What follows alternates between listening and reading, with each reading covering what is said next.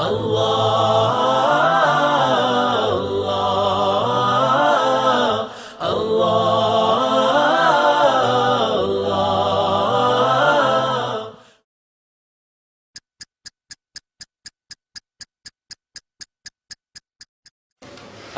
আমলের ভূমিকায় একটি কথাকে কিছু ভাই শিরক বলেন। কথাটি হলো, এইরূপ বুজুর্গানের সন্তুষ্টি হাসিল করা আমার মতো গুনাহগারের জন্য গুনাহ মাফি ও নাজাতের ওসিলা। এই আশায় দ্রুত রচনা করত এই উপকারী কিতাবখানি খেদমতে পেশ করছি।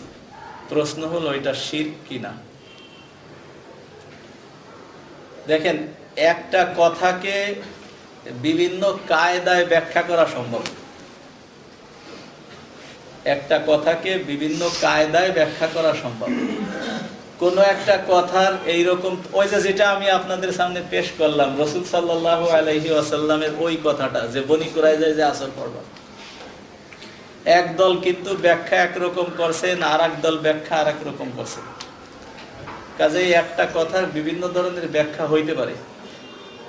যদি আমি একটা ভালো ব্যাখ্যার দিকে যাই, ভালো ব্যাখ্যা কি? মুসলমানদের সঙ্গে সুসম্পর্ক এবং একজনের সঙ্গে আর একজনের মহাব্বত, ভালোবাসা, এটা কিন্তু ঈমানের অংশ।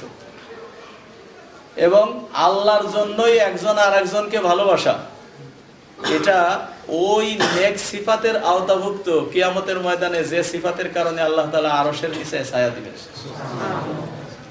কাজেই কোন একজন মানুষের যদি আমি সন্তুষ্টি কামনা করি, আরো একটা জিনিস বোঝেন, হাদিয়া, হাদিয়া একটা জিনিস আছে, মানে কাউকে উপঢৌকন দিয়া।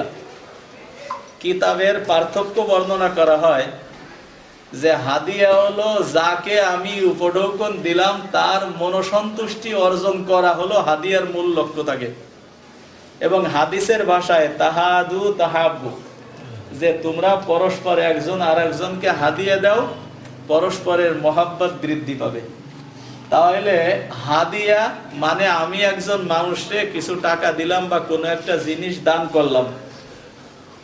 তো দানে তো আসলে মেইনলি উদ্দেশ্য থাকার কথা আল্লাহ তাআলার সন্তুষ্টি।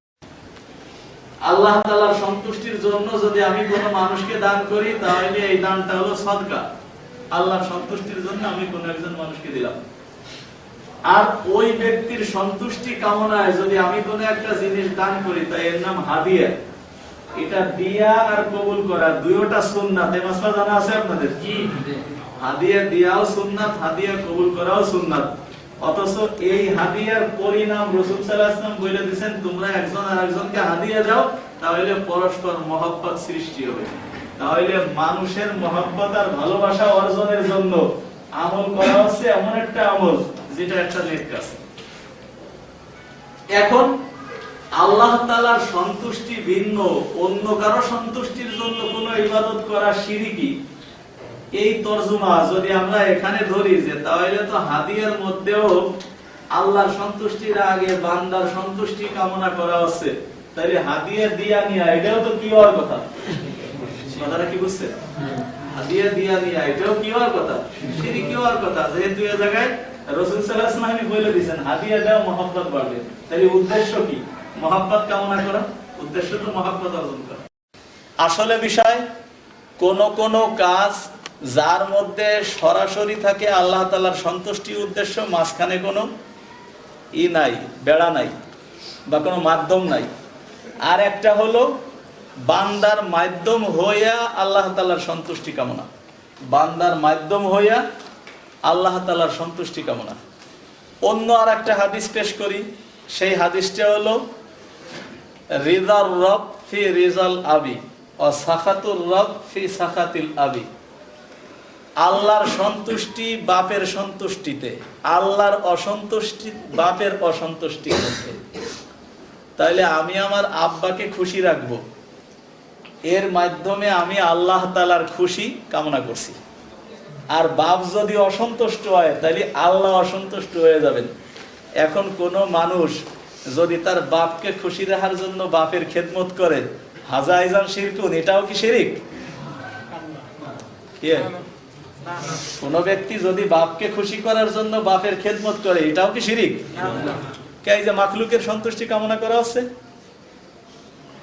অথচ রাসূল সাল্লাল্লাহু আলাইহি ওয়াসাল্লাম বলে দিয়েছেন আল্লাহর সন্তুষ্টির মধ্যে, বাপের সন্তুষ্টির মধ্যে আল্লাহর সন্তুষ্টি, বাপের অসন্তুষ্টির মধ্যে আল্লাহর অসন্তুষ্টি। তাহলে কোন কোন কাজের সন্তুষ্টি সরাসরি আল্লাহর হয়, যে জায়গায় মাঝখানে মাখলুকের কোনো মাধ্যম নাই। আর কোন কোন কাজ এমন হয় যে মাখলুকের মাধ্যম হয়ে আল্লাহর সন্তুষ্টি। হাদিসের মধ্যে আসছে লা তাহকিরান্না মারুফা ওয়ালাউ আন তালকা আখাকা বিওয়াজহিন তালিকিন, তোমরা কোন নেক কাজকে, বুখারীর হাদিস, ছোট করে দেখো না, যদিও তোমার সাথী ভাইয়ের সঙ্গে হাসি মুখে কথা বলাই হোক না কেন। তাহলে আমি একজনের সঙ্গে হাসি মুখে কথা বলি, যদিও মন ওই ব্যক্তির প্রতি খুশি না, তারপরেও হাসি মুখে কথা বলি, কি উদ্দেশ্য? এই ব্যক্তির খুশির মাধ্যমেই তো আল্লাহ তাআলাকে রাজি করার উদ্দেশ্য। আমি হাসি মুখে কথা বলি তো আগে খুশি হবে এই ব্যক্তি। এরপরে মান কানা ইউমিন বিল্লাহি ওয়াল ইয়াউমিল আখির ফালিউকরিম যায়ফা, যে আল্লাহ এবং কিয়ামতের দিনকে বিশ্বাস করে, বুখারীর হাদিস, সে জানো তার মেহমানকে একরাম করে। তো মেহমানের একরামে মেহমান খুশি হইবে, এরপরে সওয়াব পাবো কার কাছ থেকে? আল্লাহর কাছ থেকে। তাহলে আল্লাহর বান্দাকে খুশি করাও তো একটা নেক আমল। আল্লাহর বান্দাকে খুশি করাও কি একটা নেক আমল। আমি এর গলত তরজমা বুঝতেছি কেন? আল্লাহর বান্দাকে খুশি করা, এই হাদিসগুলি দ্বারা এই কথা বুঝতেছেন? আল্লাহর বান্দাকে খুশি করা এটাও একটা নেক আমল। কাজেই আমি আল্লাহর সন্তুষ্টি চাই, সাথে সাথে আল্লাহর বান্দাকে আমি খুশি করতে চাই। তাহলে একসাথে যদি আমি দুইটা কাজই করতে পারি, তো এটাকে শিরিক বলে প্রচারের উদ্দেশ্য কি? হ্যাঁ, হইতে পারে। সেটা কি? যে আল্লাহ আমারে নেকি দেখ আর না দেখ, এ কাজ পছন্দ করুক আর না করুক, ওটা আমি পরোয়া করি না। আমার মোরশেদ যদি আমার উপরে খুশি হয়ে যায় তাহলেই আমার জন্য যথেষ্ট। কোন মানুষ যদি এই বোঝে, তাহলে এটাকে খানিক বলা যাইতে পারে যে এটা শিরকি। কিন্তু তার কোনো গন্ধ এই বাক্যের মধ্যে আছে কি? না। এইবার কোন একজন মুসলমানের কোন একটা কথার ভালো একটা তর্জমা করা যায়, ইচ্ছা করলে ওই তর্জমাটা ঘুরাইয়া খারাপও করা যায়। মুসলমান ভাই হিসেবে আমার করণীয় কি? ভালোটা। হাদিসের মধ্যে আসছে, বুখারী কিতাবুল ঈমানের হাদিস, আদ-দীন আন-নাসিহা, দিন হলো কল্যাণ কামনার নাম। সাহাবায়ে কিরাম জিজ্ঞাসা করলেন, লিমান ইয়া রাসূলুল্লাহ, কার কল্যাণ কামনা? তা বলতেছেন, লিল্লাহি ওয়া লিরাসূলিহি ওয়া লিআইম্মাতিল মুসলিমিন ওয়া আম্মাতিহিম, আল্লাহর জন্য, রসুলের জন্য, মুসলমান নেতাদের জন্য, জনসাধারণের জন্য। তাহলে আমি মুসলমানের সঙ্গে কল্যাণ কামনার আচরণ করব, নাকি এমন একটা আচরণ করব যে আচরণে তারে আমি মুশরিক বানাইয়া তারে চির জাহান্নামে ঢুকাইতে পারি? কোনটা? কল্যাণ কামনা। তাইলে যদি এমন হয় যে কোন একটা বাক্যের শিরিক ছাড়া ভিন্ন কোনো তর্জমা সম্ভব না, তাহলে সেই ক্ষেত্রে আমি বাধ্য হইয়া হয়তো তর্জমা করতে পারি যে এটা শিরিক। কিন্তু কোন একটা কাজের যদি শিরিক ভিন্ন অন্য কোনো তর্জমা করা, ভালো তর্জমা করা সম্ভব হয়, ততক্ষণ পর্যন্ত আমি একজন মুসলমানকে ঠেইলে কেন শিরিকের মধ্যে ফেলাচ্ছি? কারণটা কি? উদ্দেশ্য কি? বুখারী শরীফের এক হাদিসের মধ্যে আসছে, কোন একজন ব্যক্তি যদি আরেকজন মুসলমানকে বলে যে কাফের, তাহলে দুইজনের যে কোনো একজন কুফরি নিয়ে প্রত্যাবর্তন করে।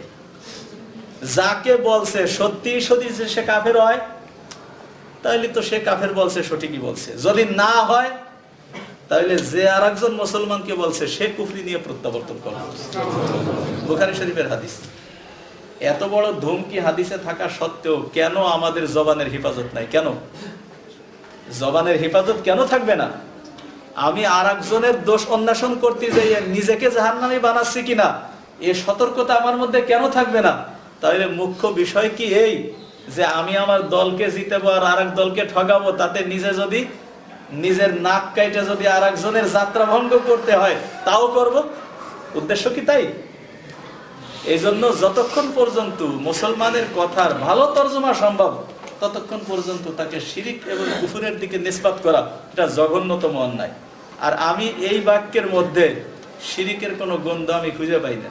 আমি যে কথাগুলি বললাম, যে আমার মুর্শিদকে, আমার উস্তাদকে আমি খুশি করে যদি আল্লাহ তাআলার সন্তুষ্টি কামনা করতে পারি, তাহলে এটাও একটা ইবাদত, এটাও একটা নেক কাজ। যার উদাহরণ আমি কয়েকটা হাদিস থেকে দিলাম, যে আল্লাহ তাআলার আগে মাখলুককে খুশি করা, এটাও রাসূল সাল্লাল্লাহু আলাইহি ওয়াসাল্লামের একটা নির্দেশের আওতাভুক্ত এবং এটাও নেক কাজ।